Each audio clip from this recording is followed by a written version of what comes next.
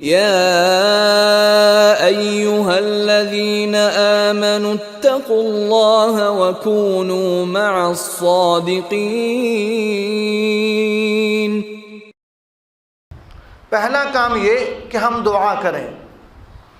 یہ دعا کرنا حضور پاک صلی اللہ علیہ وسلم نے ہمیں سکھلایا۔ ابھی رجب کا مہینہ شروع ہوتا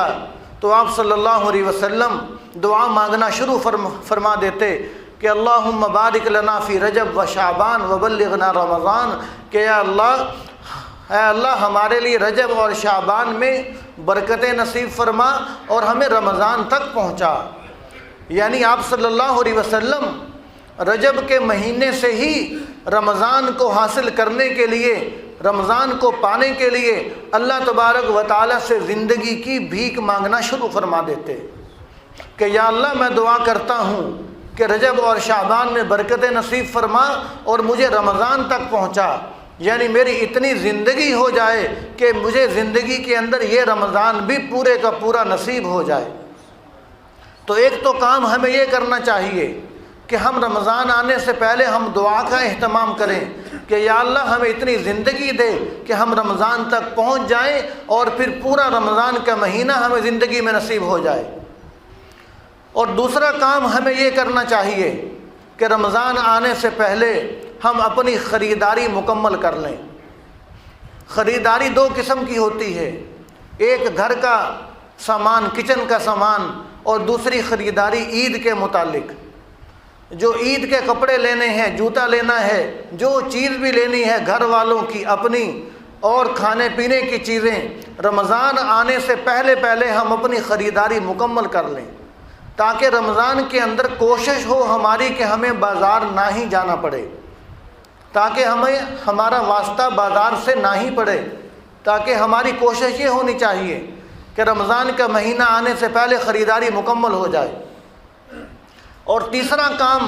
ہمیں رمضان سے پہلے یہ کرنا چاہیے کہ گھر کے اندر جو خرافات ہیں ان خرافات کو ختم کر دینا چاہیے رمضان آنے سے پہلے۔ مثال کے طور پر اگر گھر کے اندر ٹی وی ہے تو آدمی یہ سوچے کہ رمضان آ رہا ہے اب ہم ٹی وی کو بند کر دیں گے۔ اصل تو یہ ہے کہ پوری زندگی کے لیے بند ہونا چاہیے، لیکن کوئی اپنی شامت اعمال کی وجہ سے کوئی پوری زندگی بند نہیں کرتا تو کم از کم رمضان میں تو بند کر لے، کہ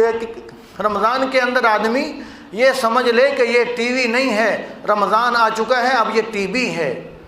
اب اس سے ہمیں بچنا ضروری ہے۔ تو رمضان کے اندر آدمی ٹی وی کی جھوٹی خبریں نہ سنیں، رمضان کے اندر آدمی قرآن پاک کے اندر جو اللہ تعالیٰ نے پہلی امتوں کی عبرتناک خبریں، قصے، جو واقعات ہماری نصیحتوں کے لیے جو اللہ تعالیٰ نے ارشاد فرمائے، تو ہم رمضان المبارک کے مہینے کے اندر قرآن پاک کی تلاوت کریں۔ جو نظریں ٹی وی پر ٹکانی ہیں وہ نظریں ہم رمضان کے مہینے میں قرآن پاک پر ٹکانے والے بن جائیں۔ اور پھر رمضان کے مہینہ آنے سے پہلے گھر کے اندر اگر تصویریں لگی ہوئی ہیں تو ان تصویروں کو بھی ہٹا دیا جائے۔ اصل تو یہ ہے کہ پوری زندگی کے لیے آدمی ان سے بچے۔ گھر کے اندر اپنے بڑوں کی، بزرگوں کی، اپنی دوست احباب کی لوگوں نے تصویریں لگا رکھی ہوتی ہیں، اور آپ صلی اللہ علیہ وسلم نے ارشاد فرمایا، آپ صلی اللہ علیہ وسلم نے فرمایا کہ جس گھر کے اندر تصویر ہو یا جس گھر کے اندر کسی نے شوقیہ کتا رکھا ہوا ہو، فرمایا کہ اس گھر میں اللہ تعالیٰ کی رحمت کے فرشتے نہیں جاتے، اس گھر میں اللہ تعالیٰ کی رحمت کے فرشتے نہیں جاتے۔ تو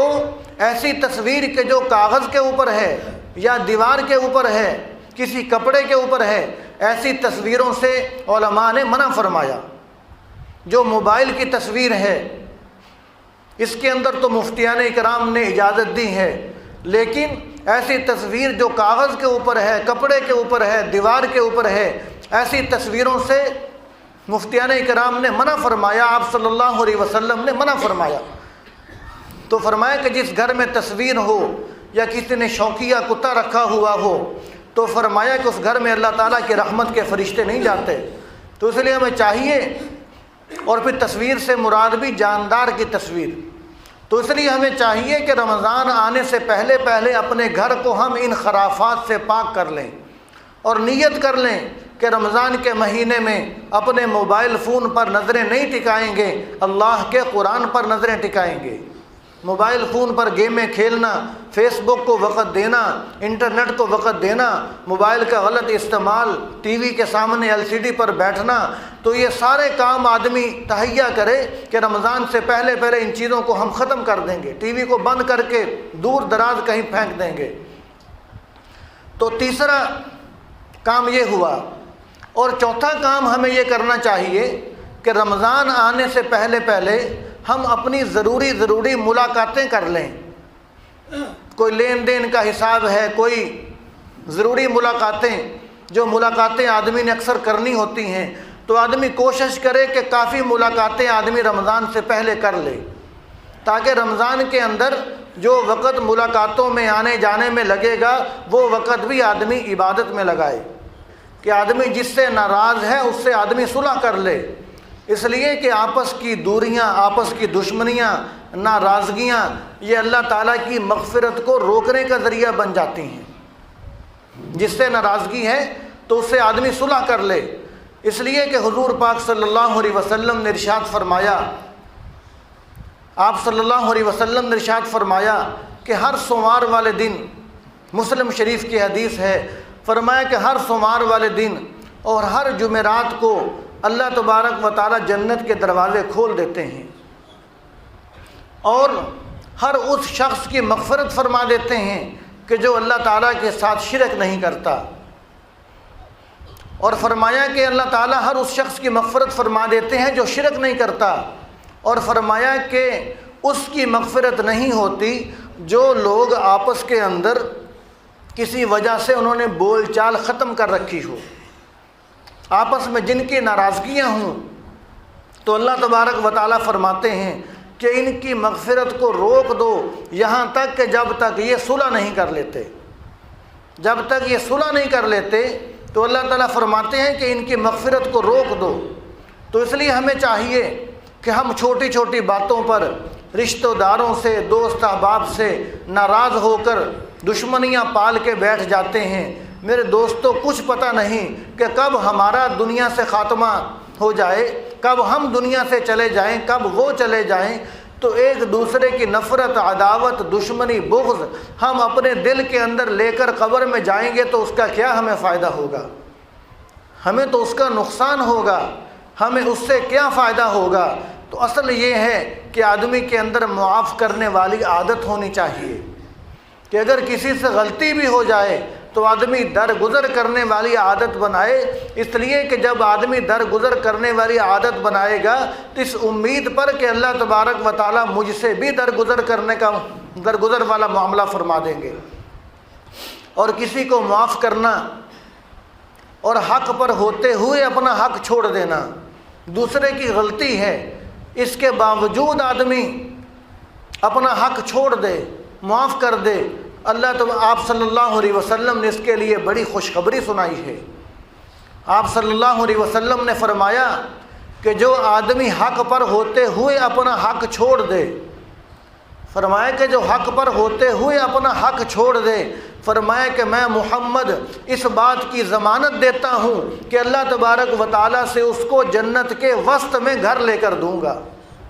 صلی اللہ علیہ وسلم۔ فرمایا کہ میں اس بات کی گارنٹی دیتا ہوں،